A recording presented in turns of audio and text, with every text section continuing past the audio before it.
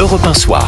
19h, 21h, Pierre de Villeneuve. Toujours en compagnie de Gilles Boutin du Figaro et de Raphaël Steinville du JDD. Michel Barnier s'est exprimé aux 20h de TF1 et la question qu'on lui a posée, que Gilles Boulot lui a posée, c'est la question que j'ai posée à Hervé Morin tout à l'heure quand il était notre invité politique, c'est censure ou pas censure? Qu'est-ce qui se passe s'il y a censure?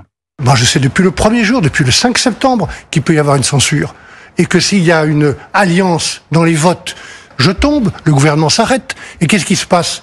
Il n'y a plus de budget, il faudra reprendre une discussion, il y aura des mesures d'urgence, il y aura une tempête probablement assez grave et des turbulences graves sur les marchés financiers où nous empruntons déjà très haut.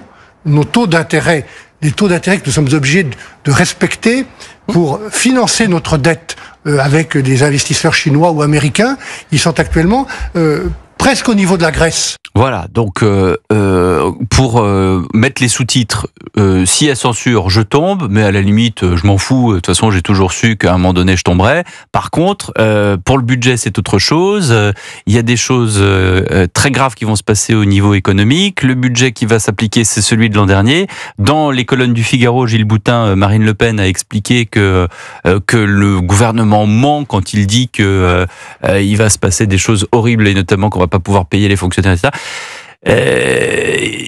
Qu'est-ce qui se passe? Qui a raison? Qui a tort? J'ai l'impression que, et dites-moi ce que vous en pensez, j'ai l'impression que le Premier ministre est venu sur le plateau, encore une fois, pourquoi TF1 et pas les autres? Parce que c'est le journal le plus regardé, le plus en France et même visionné également dans d'autres pays d'Europe francophones.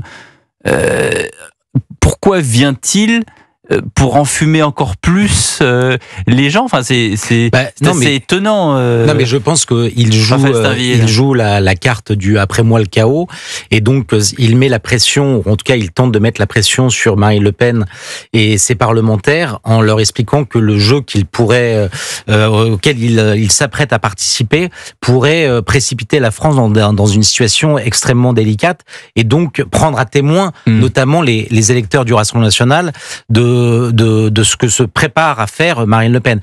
Pour autant, je suis pas sûr que ce soit très efficace. J'ai l'impression que du côté du Rassemblement national, Marine Le Pen et son groupe parlementaire sont de plus en plus décidés. Emmanuel Macron s'est même fait une raison à en croire nos confrères du Parisien qui pariaient. Oui, alors c'est une rumeur démentie. Oui, c'est une rumeur démentie, mais qui est confirmée par nos confrères du Parisien. Donc qui dit en gros que de toute façon Marine Le Pen va faire tomber le gouvernement. Voilà. Exactement. Mon cher je suis d'accord que Michel Barnier fasse le trait, et d'ailleurs il cherche à faire peur en évoquant la détention de la dette par des Chinois ou des Américains. Enfin, ça, c'est pas un problème. Enfin, tout le monde le sait, et c'est très bien de diversifier la détention de la dette. Il n'y a pas que les Français qui la possèdent. En revanche, je trouve que... Vous voulez dire sur le parallèle avec les Américains? Il nous explique que la dette va être possédée par d'autres... c'est déjà le cas? Oui, c'est déjà le cas. Donc en fait, de dire cela, c'est une évidence. Et ça a été très très bien expliqué, pardonnez-moi, il y a quelques semaines par Agnès Verdier-Molinier dans une chronique écho dans la matinale d'Europe 1, où elle disait... Oui, on a 6,1 de déficit. Oui, les Américains ont 6,2. Mais en attendant, la dette en France, ce sont des fonds d'investissement américains la plupart du temps, ou en tout cas étrangers, parce qu'il y a aussi des fonds singapouriens, etc. Et aux États-Unis, rebelote, simplement l'argent est chez eux. Donc c'est quand même très très différent. Oui, mais ce que je veux dire, c'est qu'il n'y a pas que eux qui possèdent la dette. Bon, ça, c'est une façon d'insister pour faire peur. Cependant, entre Michel Barnier et Marine Le Pen, je pense que tous les deux ont raison, mais qu'il y en a sans doute un qui a un peu plus raison que l'autre. Ce que je veux dire, c'est que Marine Le Pen nous explique que la continuité de l'État est assurée. C'est vrai. Des dispositions ont été prises constitutionnelles. Ce n'est pas un problème. C'est pas un shutdown comme aux États-Unis. Exactement. Voilà. Non seulement il n'y a pas le shutdown, mais en plus le remboursement de la dette est opérationnel. L'État français à ce niveau-là est particulièrement solide. Marine Le Pen dit les fonctionnaires seront plus payés à partir de septembre. Marine Le Pen dit cela ? Oui. Elle a dit ça à la sortie de Matignon l'autre jour. Dans ce cas, elle est totalement absurde et elle se contredit parce que effectivement, le budget sera opérationnel et tout a été prévu pour que même s'il n'y a pas de vote, cela fonctionne. En revanche, j'ai l'impression que je vous apprends quelque chose. Non, mais sur ce que dit échappé également. La dissonance est profonde entre ce que cherche à dire Marine Le Pen pour nous rassurer et ce qu'elle a dit sur le non-paiement des fonctionnaires. Donc je m'en étonne. Ceci dit, quand elle dit donc que la continuité de l'État est assurée, elle a raison.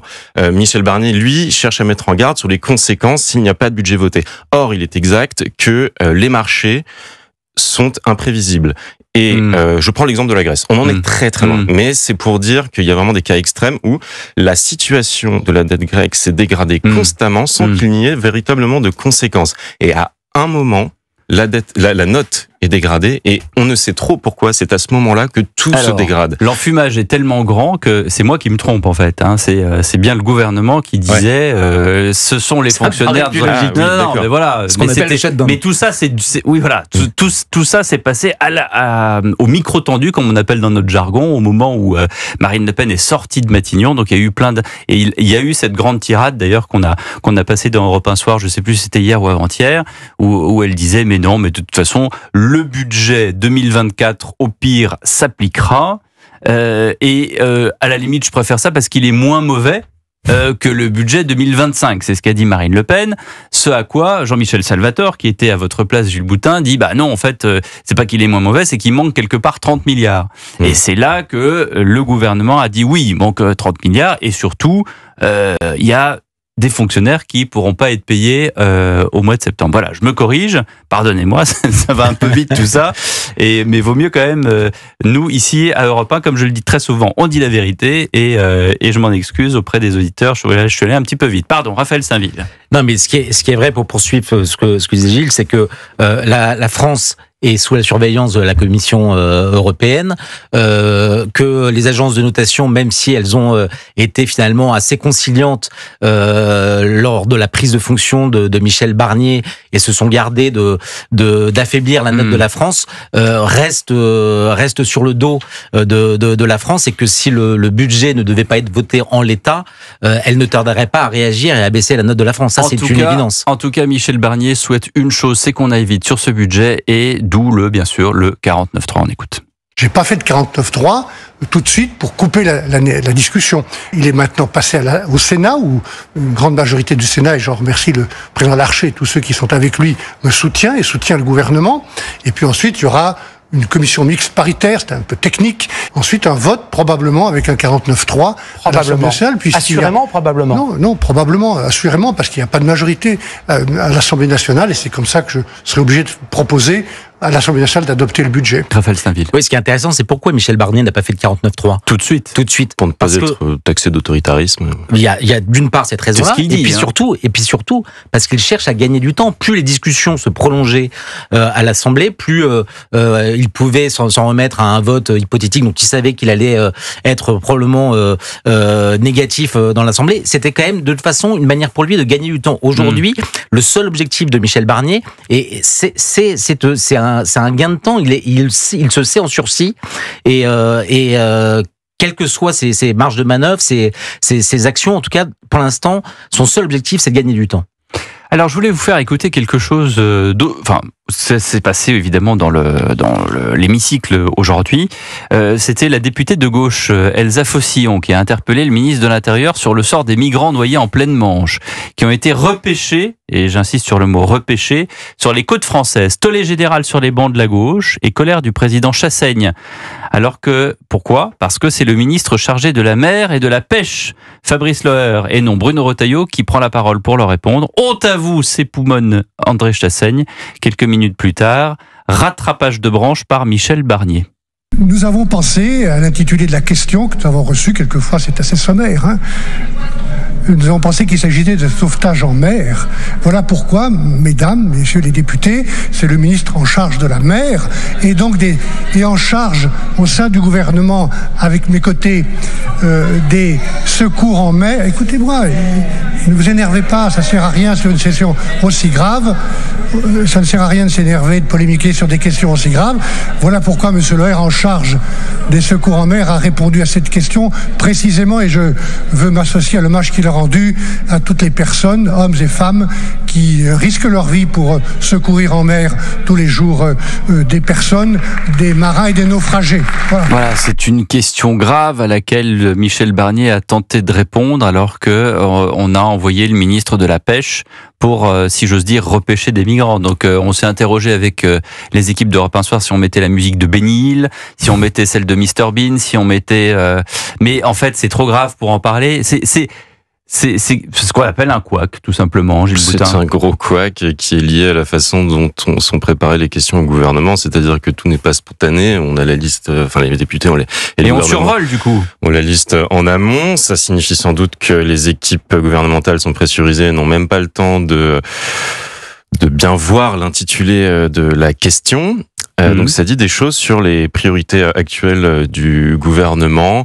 Et oui, c'est un couac dramatique. Et ça s'ajoute à la liste de ceux que Michel Barnier a dû rattraper, parce que depuis la nomination de son ministre de l'économie, qui avait nommé... Monsieur Armand est quand même, je pense, à la palme quand même des sorties de route, comme on dit.